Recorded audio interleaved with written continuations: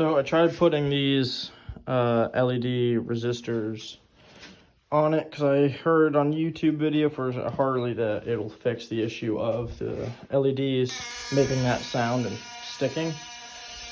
So it's this guy that's making the noise.